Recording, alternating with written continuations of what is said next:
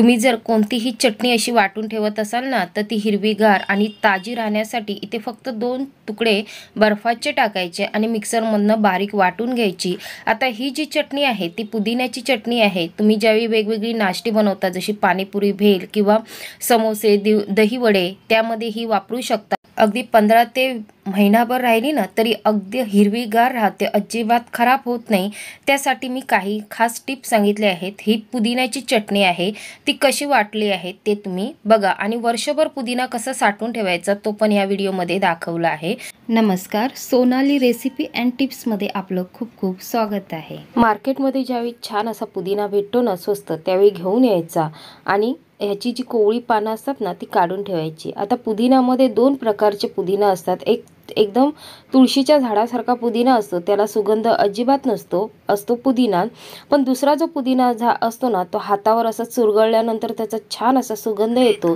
तशीच पुदिन्याची जुडी आपण घेऊन यायची। आता इथे बघाल तुम्ही कोवळी कोवळी जी पानं आहेत ना ती काढून घेते, त्याचे छोटे छोटे तुरे जे आहेत ते पण काढून घेते, त्यांना पण छान असा सुगंध येतो। आता हे जे मूळ आहे ना ते फेकून न देता तुम्ही एखाद्या वेळेस तुमच्याकडे गुलाबाचं रोप असेल किंवा कुंडी असेल ना त्याच्यामध्ये हे रोवून ठेवायचं, म्हणजे ह्याचं झाड तयार होतं आणि छान असा तुम्हाला वर्षभर केव्हाही असा पुदिना तुम्हाला ताजा मिळू शकतो। कारण ही झाडं जी असतात ना ते पुदिन्याची खराब होत नाहीत पटकन, कुठल्याही कुंडीमध्ये तुम्ही लावून ठेवू शकता। आता अशा प्रकारे मी सगळा हा जो पुदिन्याचा जो पाला आहे ना तो काढून घेते। आधी मी धुतला नाहीये। आता हा पाला काढल्यानंतर बघू शकता एकदम स्वच्छ आणि ताजा असा पाला आहे आणि असं घेतानाच चांगला घ्यायचा। जी काळी खराब झालेली पानं असतात ती काढून फेकून द्यायची, म्हणजे आपल्याला जर साठवून ठेवायचं असेल किंवा चटणीला वापरायचं असेल तर ती चटणी काळी पडत नाही। आता ही जी सगळी पानं आहेत ना ती बघू शकता मी ताजी आहेत तीच घेतली आहेत, खराब झालेली मी काढून फेकून देते। आता ही जी पानं सगळी आहेत ती मी स्वच्छ धुवून घेते।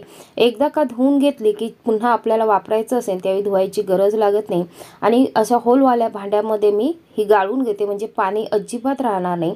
आणि असं स्वच्छ धुवून घेतल्यानंतर 2 ते 3 पाण्याने हे स्वच्छ धुवून घ्यायचं आणि गाळत ठेवायचं। चाळणीवर असेल तर चाळणीवर गाळून घ्यायचं।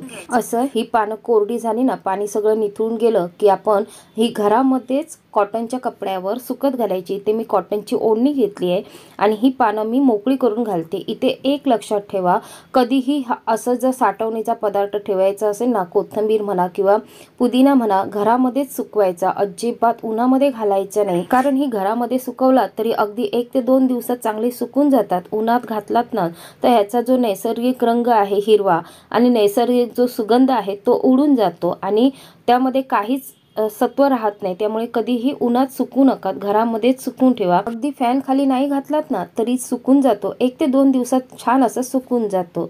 आता हा पुदिना मी वर्षभरासाठी ठेवून देते। उरलेली जी पानं आहेत त्यापासून मी छान अशी चटणी बनवणार आहे। ही चटणी तुम्ही अगदी 15 ते 20 पदार्थांमध्ये वापरू शकता। अशा प्रकारे ही चटणी होते आणि अगदी 15 ते महिनाभर जरी राहिली ना तरी खराब होत नाही, रंग असाच्या असा हिरवागार राहतो। त्यामुळे ही चटणी जर तुम्ही करून ठेवलात ना तर कधीही तुम्हाला झटपट काही करायचं असेल तर उपयोगी पडू शकतो। जसं भेल म्हणा, पाणीपुरी म्हणा किंवा दही वड्यांमध्ये घालायचं असेल तर त्यामध्ये पण तुम्ही वापरू शकता। इथे मी पुदिन्याची पानं घेतली आहेत, 5 ते 6 हिरव्या मिरच्या घेतल्या आहेत। हिरव्या मिरच्या जरा तिखट कमीच घ्यायच्या, म्हणजे कुठल्याही पदार्थात वापरायचं असेल तर जास्त तिखट लागणार नाही। आधी मी मिरच्या तोडून घेते, म्हणजे मिक्सरला लावताना एकदम बारीक होऊन जाणार। त्यामध्येच मी धुतलेली कोथिंबीर टाकून घेते। कोथिंबीर पण छान अशी धुवून आणि कोरडी करून घेतली आहे। कोवळी जी आहे ती घ्यायची आणि जी खराब पानं असतात ती काढून टाकायची। आता इथे मी कोथिंबीर पण तशीच टाकून घेतली आहे आणि आता ह्यामध्ये मी खूप दिवस टिकण्यासाठी आणि चव वाढवण्यासाठी 1 लिंबू कापून टाकते, यामुळे चव पण छान येते आणि चटणी अगदी 15 ते महिनाभर राहिली ना तरी खराब होत नाही। त्यासाठी मी 1 लिंबू इथे पिळून टाकते आहे। लिंबूचा रस टाकल्यामुळे छान असा आंबटपणा येतो आणि आता ही जी चटणी आहे ती अगदी चांगली हिरवीगार राहण्यासाठी मी फक्त इथे 2 तुकडे बर्फ टाकते। पाण्याचा वापर नाही करायचा। बर्फाच्या तुकड्यांमुळे काय होतं, ही चटणी अजिबात काळी पडत नाही, जशीच्या तशी हिरवीगार राहते आणि मिक्सरमध्ये ही बारीक आधी मी फिरवून घेते।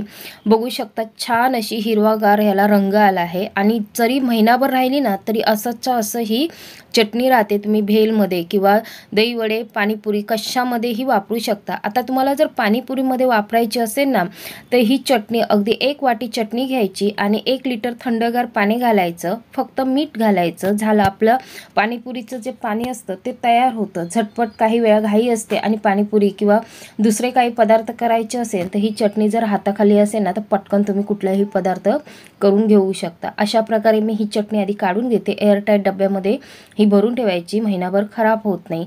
झटपट अशी पुदिन्याची चटणी ही तयार होते। काहीच नसेल तर तुम्ही ही जेवणामध्ये फोडणीला जरी घातलात ना तरी छान अशी चव येते जेवणाला। कुठल्याही मसाले भात करा किंवा एखादी मसाल्याची आमटी करत असाल ना त्यावेळी ही फोडणीला घातलात ना तरी छान असा याचा सुगंध येतो। आता ही जी चटणी आहे ती मी एअरटाईट डब्यात ठेवून भरून ठेवून देते।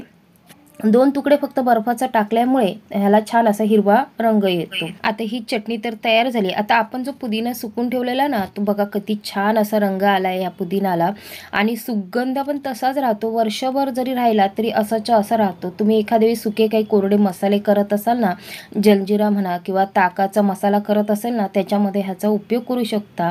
उपयोग त्याचा मी पुढे पण तुम्हाला व्हिडिओमध्ये दाखवेन। बघू शकता छान असा घरातच सुकवलाय, हातावर ठेवल्यानंतर चुरगळून जातो आणि सुगंध पण छान येतो।